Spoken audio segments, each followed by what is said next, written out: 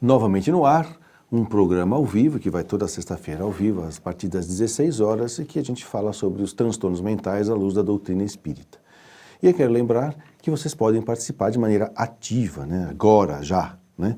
Ligando para nós ou pelo Zap, tá? Pelo WhatsApp, você pode ligar no telefone que está aqui embaixo aqui na tela, é 99643-3827. Você vai mandar a sua pergunta, a sua colocação, e nós vamos aqui, com carinho, receber a sua contribuição e a sua colaboração para o programa.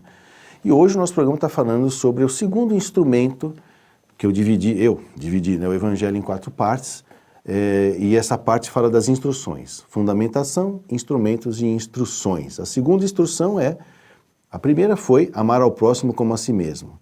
E a segunda instrução vai começar a amar o próximo? Tá bom, então vamos começar com quem? Pelos inimigos. Por quê? Porque amar os amigos é fácil, né? Às vezes é até meio esquisito amar os amigos, porque a gente acaba facilitando muito a vida deles. Mas os inimigos não, a gente tem que ter um teor diferente para lidar com pessoas que talvez não nos queiram tão bem, vamos dizer assim.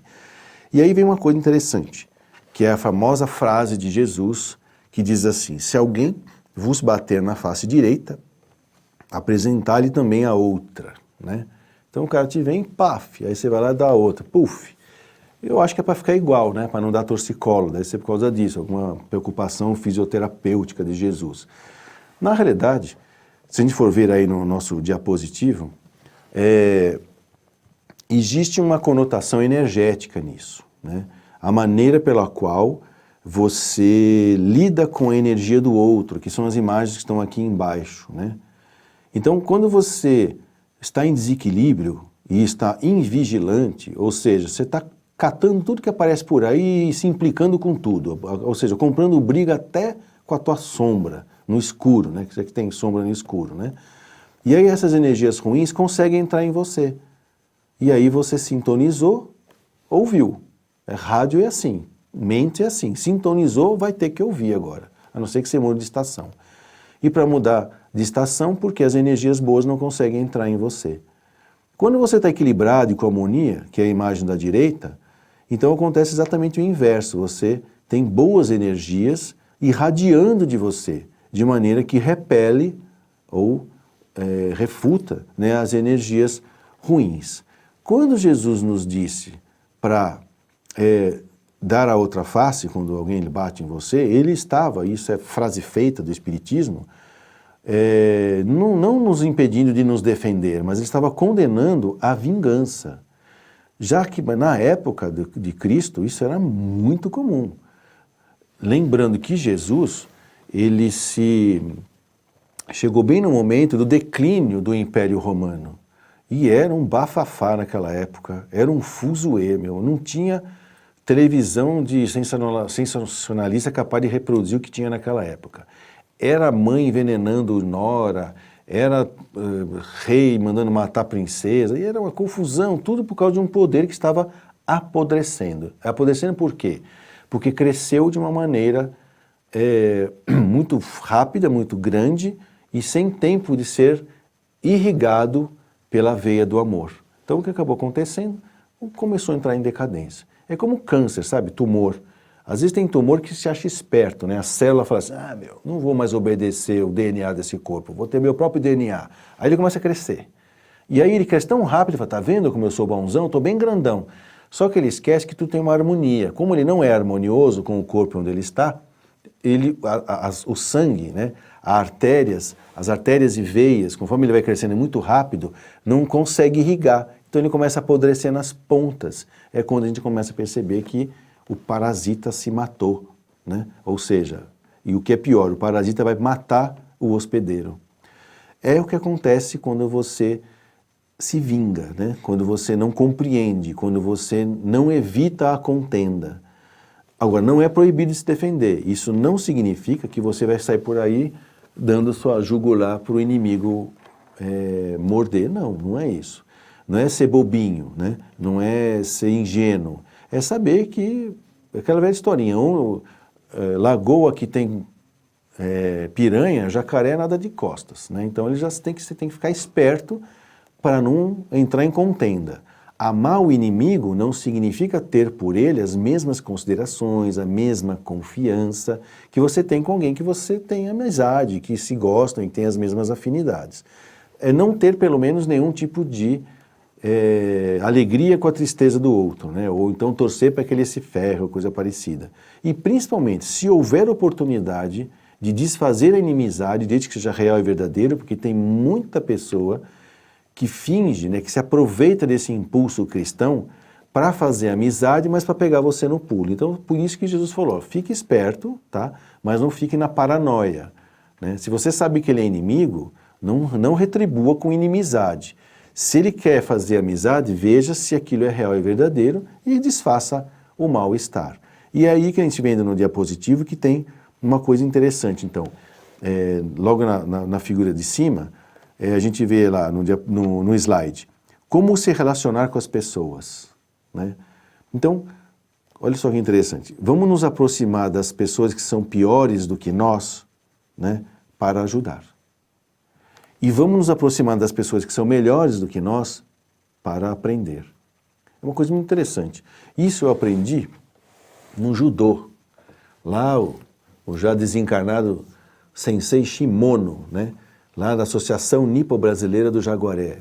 Uma academia super simples, bem de bairro. O nosso sensei era relojoeiro, que era meio que do lado da nossa academia, que nada mais era do que um salão, né, em que fazia um monte de coisa lá. Tinha aula de não sei do que, e à noite, de segunda, quarta e sexta-feira, das 8 até as 10, tinha aula de judô. A gente tinha que tirar os tatames e colocar de volta no lugar, porque tinha outras coisas que acontecia lá. E era tatame de palha mesmo, não era essas coisas de EVA que tem hoje, era de palha, era pesado pra caramba, cada um tinha que tirar um, ou vários, né, porque a gente não tinha tanto assim. E eu aprendia isso com ele, né, que ele dava a seguinte instrução, quando você for em outra academia, sempre pega para lutar com da faixa maior. Aí eu falei, mas por quê? Eu falei, por que isso? Porque com a faixa menor você vai ensinar, com a faixa maior você vai aprender. Eu falei, mas a gente vai apanhar também, e daí? É o preço que você paga para aprender. Aí, a gente aplicava isso no dia a dia das nossas vidas. E ele era muito rigoroso, não era duro assim, mas ele tinha aquele jeito meio zen dele lá, né? Em que ele falava para a gente assim, que se ele soubesse, ele não precisa nem confirmar, ele falou, não precisa nem confirmar a história, mas se chegar no meu ouvido que algum de vocês brigou na rua, vocês não precisam mais vir aqui, né? Que foi que vocês estão aqui para aprender a evitar conflitos, não é para causar conflito. Vocês só vão usar as técnicas do judô para se esquivar dos problemas, não é para causar problemas. Então eles mal ensinavam para a gente técnicas de defesa pessoal, eles só ensinavam realmente o judô puro, né? Que foi desmembrado do jiu-jitsu, né? Os gatame waza que a gente fala, né? E isso é cristão, né? Então se aproximar das pessoas que são piores para que a gente possa ajudar. Isso é amar os inimigos. E se aproximar das melhores para a gente poder aprender com elas.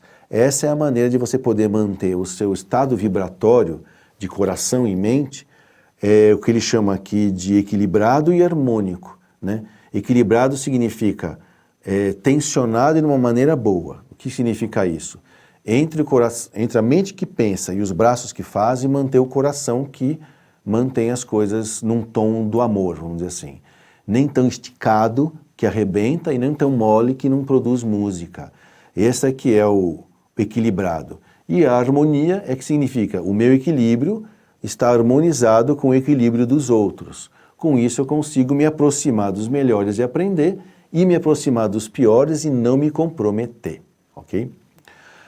Com isso a gente vai acabar deduzindo uma outra coisa, tá?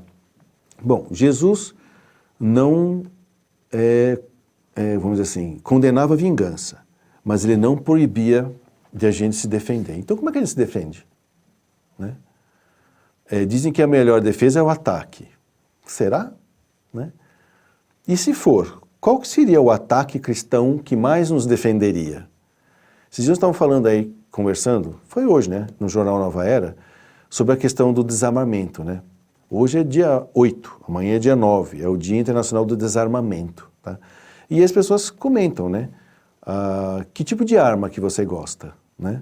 E aí eu estava comentando com as pessoas que quando eu servi o exército, Eu fui morrendo de medo das armas. E olha que eu já era tenente.